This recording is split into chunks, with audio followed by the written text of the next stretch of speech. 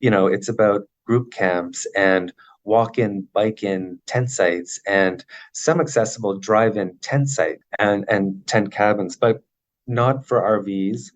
And in fact, it's geared to be sort of low impact, nature focused, car optional camping that provides opportunities for everyone in the region to connect with nature and access this incredible landscape. But yeah, like I said, it's not for recreational vehicles or trailers. Fires won't be permitted on site, and and the nature of the land that's been cleared for large residential lots, there's ample cleared area to accommodate that. So it's not about clearing natural land to accommodate, that kind of facility. So one of the questions I've heard is a concern about the number of campsites that you proposed. I'm curious where that number comes from, and is that number negotiable? When the land was brought forward, as I said, there is a preliminary concept assessment done, and what it included was 3 group campsites, I think approximately 50 walk-in, bike-in tent sites, and I believe around 35 drive-in tent sites and a few tent cabins. So really that assessment looked at the land. And as I said, this area was previously cleared for development. So the land was cleared, wells have been drilled, there's roads in place. So the nature of the nature of the land, there's an ability to accommodate that kind of program on site. So that's where that assessment came from. And the idea for camping is really driven by the desire for access and the understanding that there's incredible benefit to spending time in nature, and the nature of the camping that's proposed could support local people visit or using camping gear without car access or without making an investment in a trailer and that kind of thing. So that was how that assessment was done, looking at the land and what was available. I think we're at a process now as we begin the process to look in greater detail of, what can the site accommodate, from an ecological perspective and through transportation and access. And that will inform where we end up with in a detailed proposal for the park. Is the pushback from Bowen residents much the same as other communities? Well, I wouldn't actually characterize what we've experienced as pushback. As I said, we're just at the beginning of the process, and overwhelmingly what we've heard is excitement around the proposal. So, and the potential that it presents. So, it's 97 hectares of incredibly sensitive land that's going to be preserved in perpetuity. There's going to be new opportunities to connect with nature. It's going to support the UNESCO Biosphere Reserve.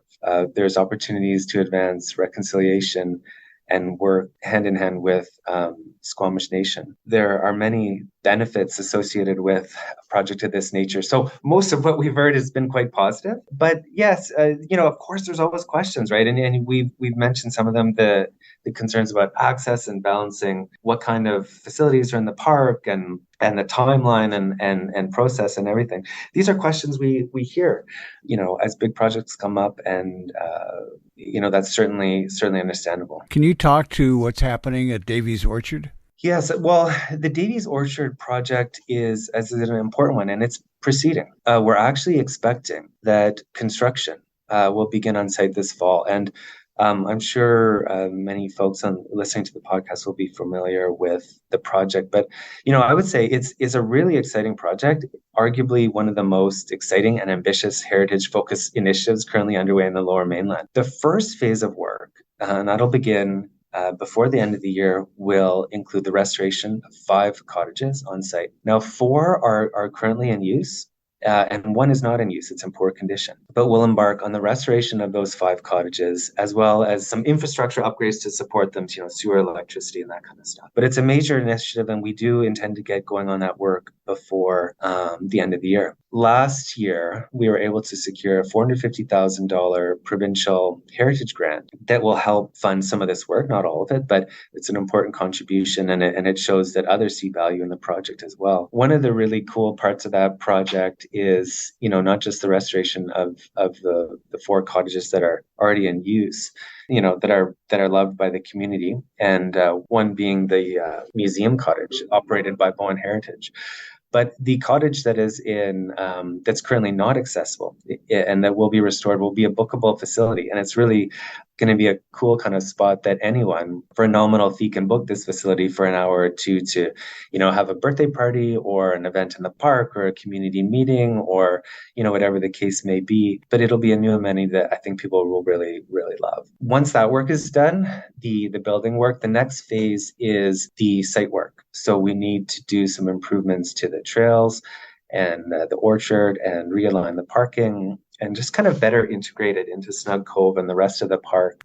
So that will go forward probably later in 2023, 2024. Now, you're quite right that we did originally intend to move forward sooner, but there has been some challenges getting contractors and procuring some of this work. We are indeed in the final stages, and we intend to move forward with that work before the end of the year. So we're quite excited about it. So what haven't we talked about that we should? Well, gosh, I mean, there's so much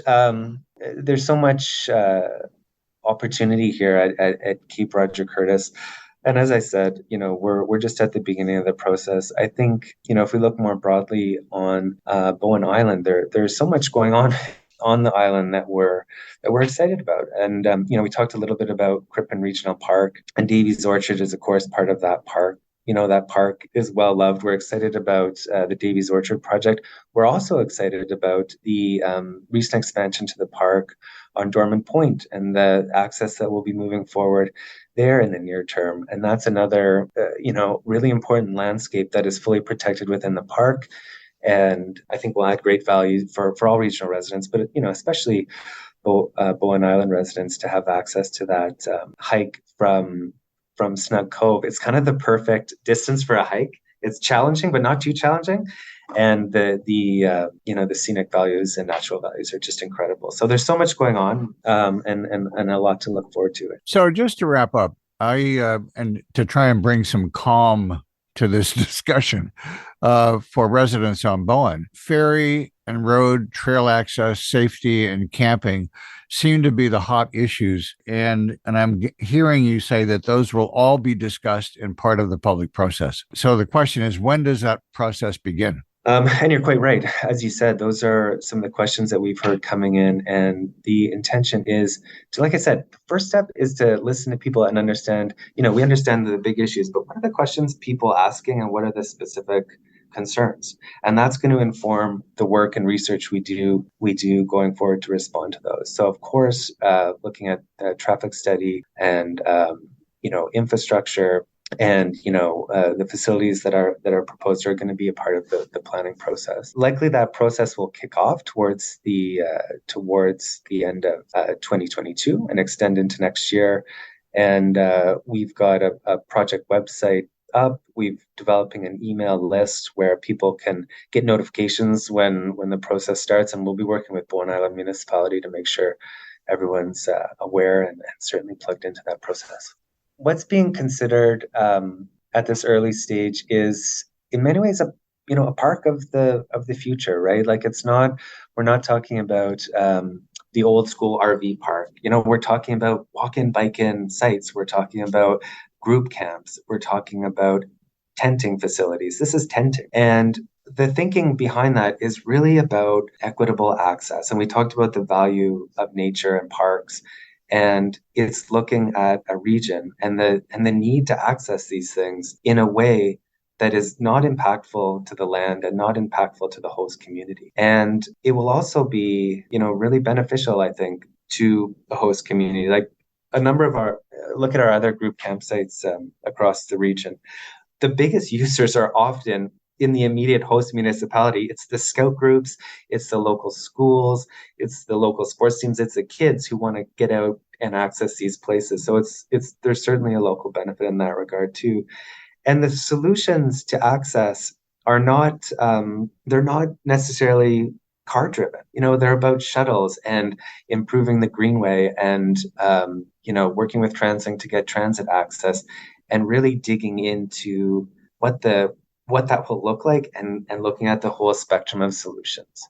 And we need to do that collaboratively, and we'll do it working with the community and Bowen Island municipality and of course Squamish First Nation and others. So yeah, I sorry, can't. Don, that was, that was a bit of a long answer. It's a perfect answer. And I mean, you've already said everything that needs to be said in terms of what you're prepared to do and how you're prepared to do it and negotiate and work with the community. I liked your comment about not wanting to be impactful to the host community. Of course, that is, it's a priority for us, right? We need to understand like I said, what are the questions, what are the issues, and how are we going to respond to those? And of course, there's always questions, there's always concerns, which are understandable, but there are so many benefits. And as I mentioned earlier, we do see with our regional parks that they benefit the entire region for ecologically, for access, for climate resilience, all these things. But there's an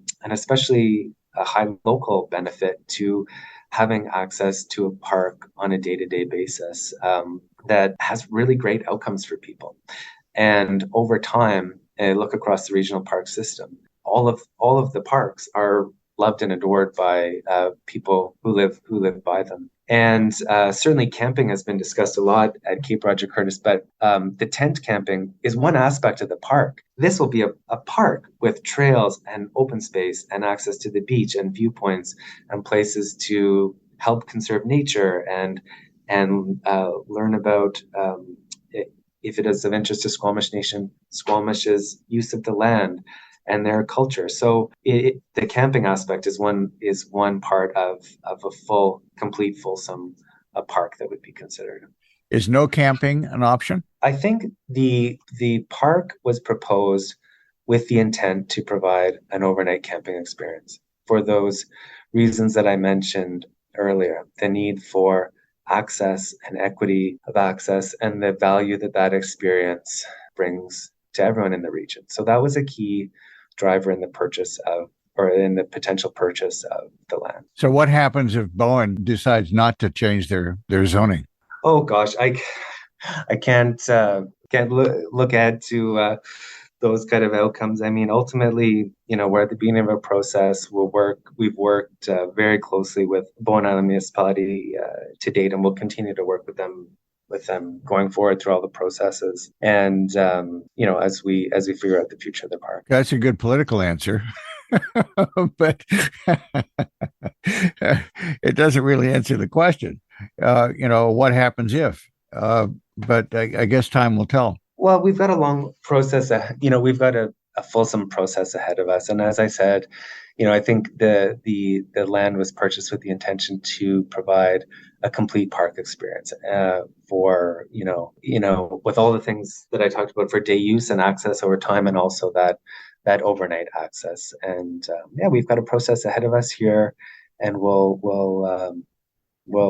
I think that's going to inform where we end up. Jeff, listen, I really want to thank you for hanging out with us and talking about the proposed park. Don, it's been great to chat. Don't hesitate to reach out anytime. And appreciate the conversation today. And hope we can chat again soon. And if people want to find out more information, they just have to go to the Metro Parks website. Absolutely. Go to the website. There's a project website set up on the Metro Vancouver website. They can register for email updates.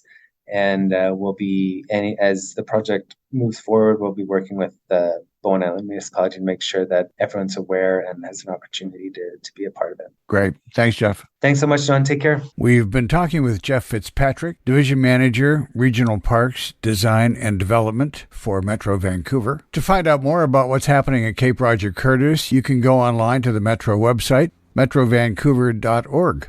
That's another edition of the Conversation Lab. This radio program and podcast is produced by CFRO-FM in Vancouver's downtown east side. We're on the territories of the Squamish, Musqueam, and Tsleil-Waututh nations. Our gratitude and thanks to them, as well as to the many not-for-profit organizations, community groups, and change makers around the world that support this program. If you enjoyed today's conversation, please consider becoming a member of Co-op Radio to support this program and the many others produced by hundreds of volunteers. If you have a story to share or know someone who does, please have them contact us at coopradio.org, theconversationlab.ca, and on many social media and podcasting platforms. This episode was cobbled together with some help from Brian McKinnon, Kimit Sekon, John Massacre, and Julian Anton. Thanks, guys, and thank you for listening. I'm Don Schaefer.